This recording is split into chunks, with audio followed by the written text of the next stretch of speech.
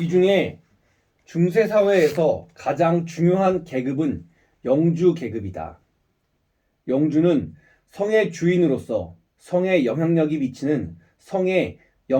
미치는 범위에 해당하는 장원을 소유하고 있었다. 장원은 쉽게 말하면 영주의 사유지다. 고대의 토지와 비교할 때 가장 큰 차이점이라 한다면 장원은 직접적으로 영주의 영향권에 놓인 까닭에 장원에서 발생하는 모든 생산물은 영주의 것과 다름이 없었다. 즉 장원은 영주의 생산수단이라 하겠다. 앞에서 살펴보았던 것과 마찬가지로 생산수단을 소유하면 생산수단을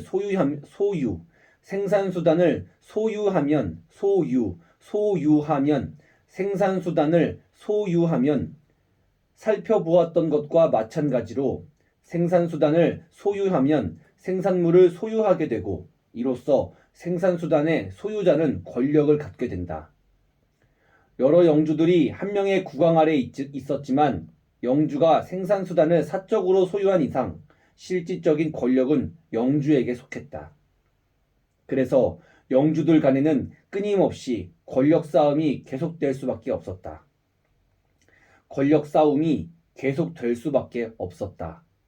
더 많은 권력을 위해서는 서로의 영토가 필요했고 게다가 이런 분쟁을 조율해줄 절대적 권력이 존재하지 못했다. 이렇게 영주들 간의 전쟁이 빈번해지자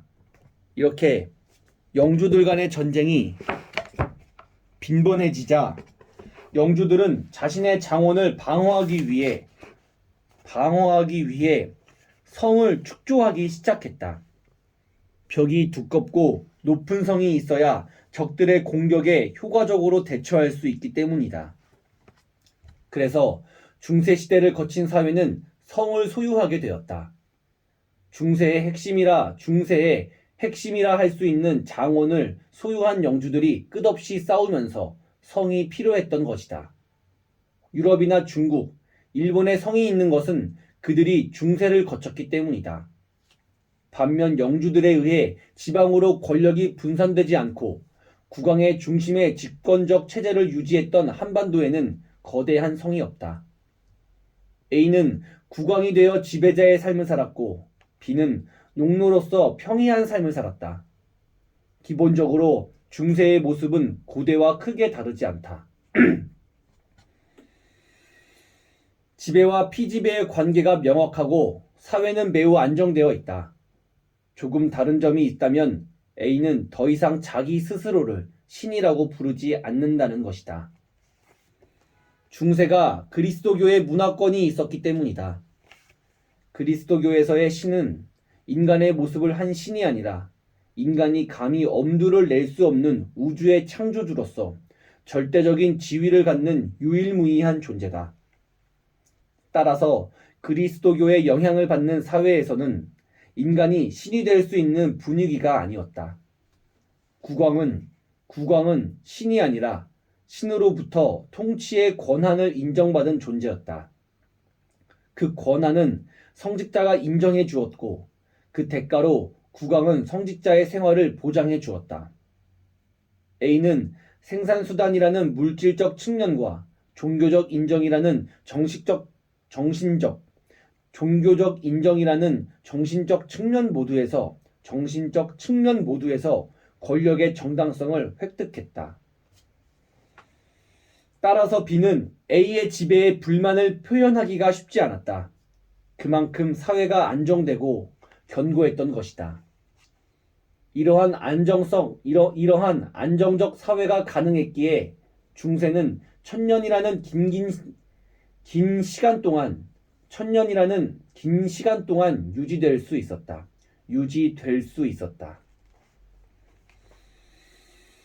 그런데 중세 후기가 되면 견고했던 사회적 분위기는 조금씩 흔들리기 시작한다. 첫 번째 원인은 상업의 발달에서 찾을 수 있다.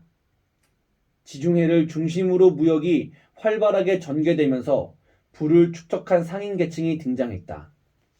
이들은 고대와 중세의 유일한 생산수단인 토지와 영토, 그리고 장원을 이용하지 않고서도 부를 축적할 수 있었다. 당연히 이들은 생산수단을 소유한 지배층의 권력으로부터 비교적 자유로울 수 있었으며 또 스스로도 자유로워지려고 노력했다. 두 번째 원인은 공장의 발생에서 찾을 수 있다. 18세기가 되면서 제임스 와트가 증기기관을 발명했다. 증기기관은 물을 끓여서 발생한 수증기로 터빈을 움직여서 기계를 작동시켰다. 이러한 증기기관이 당시에 발전한 분업과 만난다. 분업은 한 명이 하던 복잡한 일을 여럿이 분담함으로써 일의 효율을 높이는 작업 방식이다.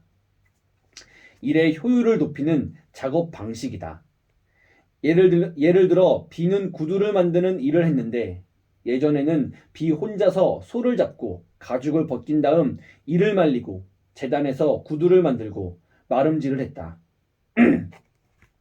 구두 한 켤레를 만드는 데는 보름 이상이 걸렸다. 하지만 분업이 도입된 후에 비는 혼자 작업하지 않고 다른 사람들을 고용해서 함께 작업하게 되었다. 그래서 보름이면 10켤레의 구두를 만들 수가 있었다. 각각이 일을 나누어서 자신의 일만 하고 비는 최종적으로 완성된 구두를 점검했다. 작업이 분담되니 일은 단순해지고 빨라졌다. 이러한 분업이 증기기관과 만나 폭발적인 효율성을 일으켰는데 그것은 공장의 등장을 의미했다. 증기기관은 단순한 동작을 반복할 수 있었기에 비는 분업된 작업 단계 중 단순한 동작이 필요한 과정에 증기기관을 설치했다. 공장을 가동하자 구두가 엄청나게 쏟아져 나왔다.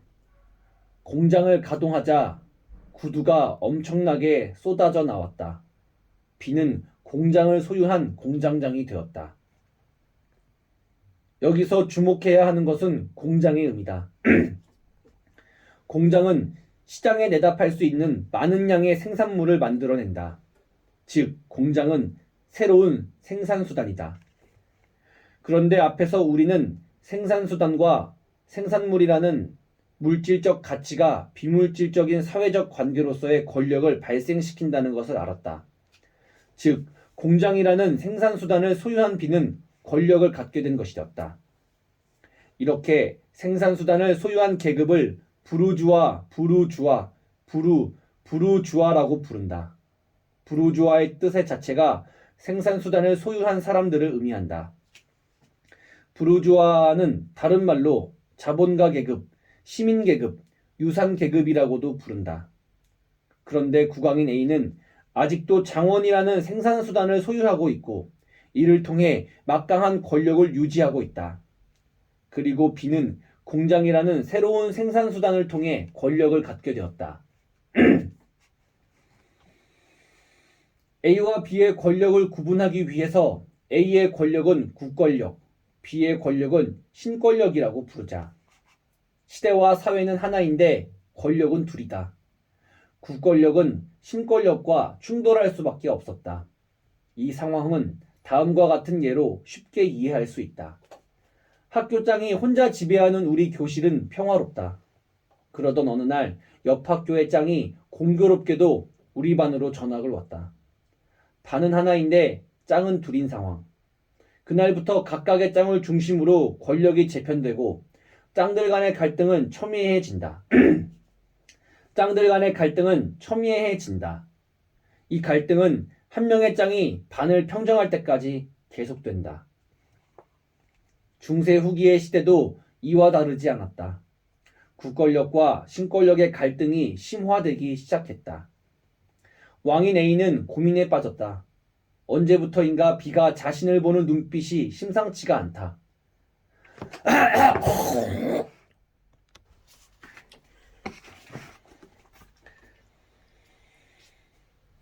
여기서 주목해야 하는 것은 중세 후기의 시대도 이와 다르지 않았다. 국권력과 신권력의 갈등이 심화되기 시작했다. 왕인 A는 고민에 빠졌다. 왕인 A는 고민에 빠졌다.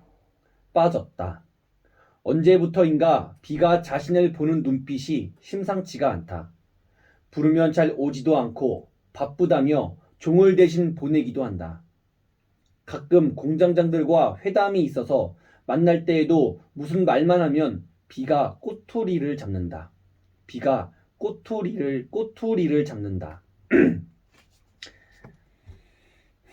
요즘 공장장들의 태도도 미적지근한데 아무래도 B 때문인 것도 같다. A는 고심 끝에 B를 불렀다. 잠시 후 B가 오긴 했는데 바쁜데 무슨 일이냐며 오만상을 찌푸리고 주머니에서도 손도 빼지 않는다. A는 부하가 치밀었으나 꾹꾹 누르며 B에게 할 말이 있으니 가까이 오라고 했다. B가 가까이 가자 A가 말했다. 이건 비밀은 아니지만 네가 잊은 것 같아서. 사실 나 하나님이 구강하라고 시키신 거야. 나한테 계속 삐딱하게 나오면 나는 괜찮은데 하나님이 싫어하실 것 같아서. B는 어디서 봤던 장면인 것 같다는 생각을 하면서 집으로 돌아왔으나 분해서 잠이 오질 않았다. 구강놈은 돈도 없고 한 주먹감도 안 되는 게 무섭지 않았지만 신은 달랐다. 산업과 상업으로 부를 축적한 부르주아 계급은 막강한 경제력을 바탕으로 사회에 영향력을 행사했다. 그러나 정치 참여에는 한계가 있었다. 국권력이 이를 인정하지 않았기 때문인 동시에 국권력의 지배를 정당화해주는 신과 같은 이론적 토대를 확보하지 못했기 때문이었다. 따라서 신권력은 자신들의 정치, 사회 참여를 정당화해줄 신을 대신할 이론적 토대가 필요해졌다. 그렇다면 신을 대신할 수 있는 것이 무엇인가? 현실에서의 신의 역할은 크게 두 가지다. 하나는 현실 세계를 설명해주는 역할이고, 다른 하나는 사후 세계를 주관하는 역할이다. 우선 신은 현실 세계를 설명하는 역할을 한다.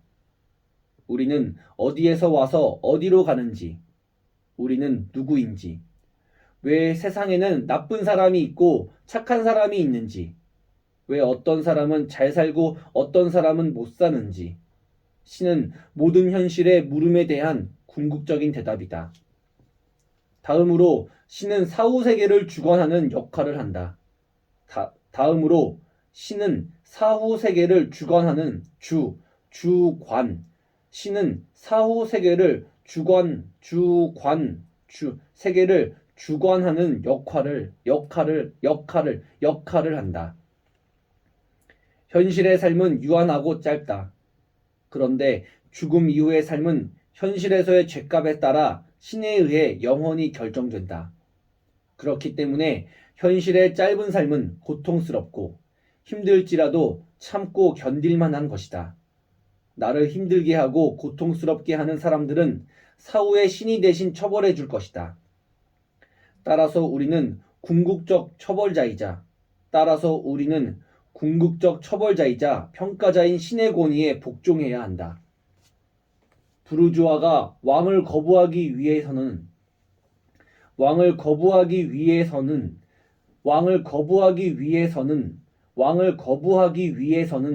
왕의 권위를 정당화해주는 신부터 극복해야 했다. 다시 말해 신의 역할을 대신해줄 만한 무엇인가를 찾아야 했던 것이다. 그리고 결론부터 말하자면 부르주아는 인간의 이성으로 신의 역할을 완벽하게 대체했다. 이성은 신이 독점했던 두 가지 역할을 충분히 대신할 수 있었다. 우선 이성은 현실의 물음에 답을 준다. 우리는 진화를 통해 여기에 왔으며 다른 생물종들과 다르지 않은 생물학적인 존재다. 우리가 땅에 발 딛고 사는 것은 중력이라는 힘 때문이고 힘은 질량과 가속도의 곱으로 표현할 수 있다. 가속도의 곱으로 표현할 수 있다. 가속도의 곱으로 표현할 수 있다. 이 중력은 만유인력의 다른 표현인데 만유인력은 우주 전체의 작동 원리다. 이렇게 이성은 신을 배제하고도 현실의 모든 것을 설명해 준다. 다음으로 이성은 인간 사후에 대해서도 설명한다. 사후 세계는 존재하지 않는다. 왜냐하면 의식과 정신에 대해 말할 수는 있어도 영혼에 대해 말하는 것은 경험적 근거가 없는 비과학적인 태도이고 종교의 환상에 젖어 있는 것이기 때문이다. 영혼이 없으므로 사후도 없다. 죽음은 신체 기능의 정지 외에 아무것도 아니다. 결국 부르주아는 왕을 정당화하는 신을 대신해 자신들을 정당화해주는 이성을 성공적으로 세계에 입성시켰다. 같은 맥락에서 부르주아는 자신들의 정치 참여를 정당화하기 위한 이론으로 사회가 자신들의 계약에 의해 자신들의 계약에 의해 형성된 것이라는 자신들의 계약에 의해 형성된 것이라는 사회가 자신들의 계약에 의해 형성된 것이라는 사회 계약서를 지지했다.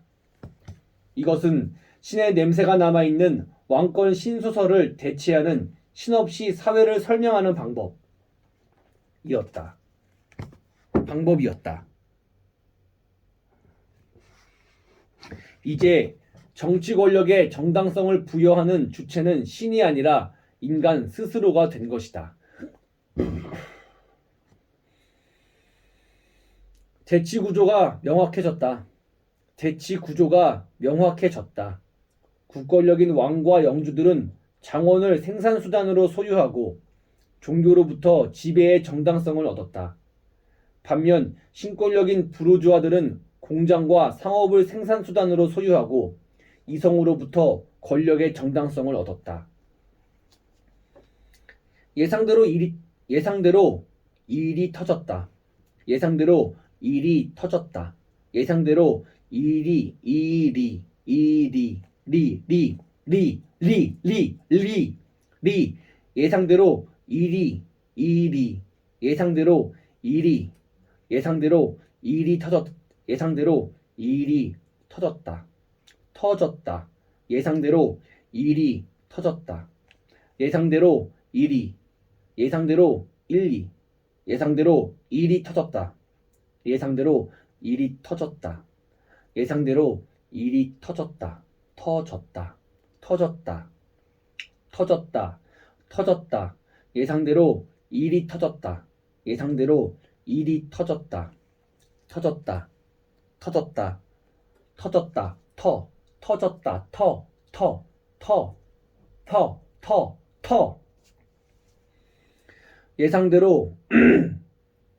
일이 터졌다.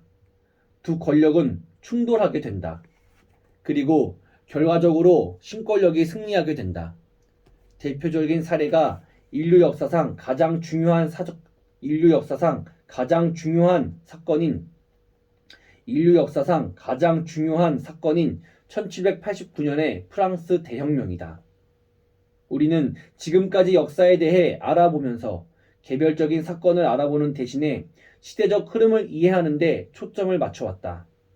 그런데 프랑스 대혁명은 인간이라면 반드시 기억해야 할 만한 사건이므로 언급하고 넘어가도록 하자. 인류는 역사가 시작된 이래 왕이라는 존재의 지배를 받아왔다. 하지만 인간이 인간을 지배한다는 것이 문제시되지는 않았다. 평등이라는 개념을 갖지 못한 채 인류는 존재해온 것이다. 그러다가 그것이 문제라는 것, 따라서 바꿔야 한다는 생각이 행동으로 표출되었는데 이것이 프랑스 대혁명이다. 프랑스 대혁명을 계기로 지배를 받지 않는 자유인이 인류 역사상 처음으로 대량 등장했다. 왕이 있는 세계에서 자유인이란 왕 혼자일 뿐이었다. 하지만 왕을 몰아낸 프랑스 대혁명은 지배받지 않는 사람들을 만들어냈다. 부르주아는 더 이상 지배받지 않는 자유인이 되었다. A는 단두대로 걸음을 옮겼다. A의 모습이 보이기 시작하자 민중들은 환호하기 시작했다. 따가운 햇살과 환호 소리로 A는 정신이 없었다. 신으로부터 권한을 받았다고 사람들에게 말하기는 했으나 기도하지 않은 지는 오래됐고 신에 대해 생각해 본 적도 많지 않았다. 사실 성직자들을 보호해 주면서 알게 된 그들의 권력욕은 마음으로 남아 교회를 불신하게 만들었다. B는 환호하는 군중들 속에 섞여 있었다. 저 멀리 A의 머리가 단두대에 걸리는 것이 보였다. B의 마음은 복잡했다. 사교계에서 많은 학자와 친분을 쌓고 그들은 경제적으로 후원해주기도 했지만 B는 그들의 무신론적인 말들이 어쩐지 찜찜했다. 사교계에서 많은 학자와 친분을 쌓고 그들을 경제적으로 후원해주기도 했지만 B는 그들의 무신론적인 말들이 어쩐지 찜찜했다. 어쩐지 무신론자들과 어울리는 것만으로도 죄를 짓고 있는 것일지 모른다는 생각이 들기도 했다. 그런데 저 멀리 신과 가장 가까울 것 같은 A가 단두대에 목을 내밀고 있는 것이 아닌가. 그리고 곧 높이 오른 단두대의 칼이 쏜살같이 밑으로 떨어졌다. 사람들의 함성 소리가 높아졌다. 사람들의 함성 소리가 높아졌다. B는 충격적인 광경에 자신도 모르게 군중들과 함께 소리를 질렀다. 왕이 죽는 순간인 동시에 신이 죽는 순간이었다. 그리고 중세가 끝나는 순간이었다. 근대 자본주의, 새로운 권력이 탄생했다.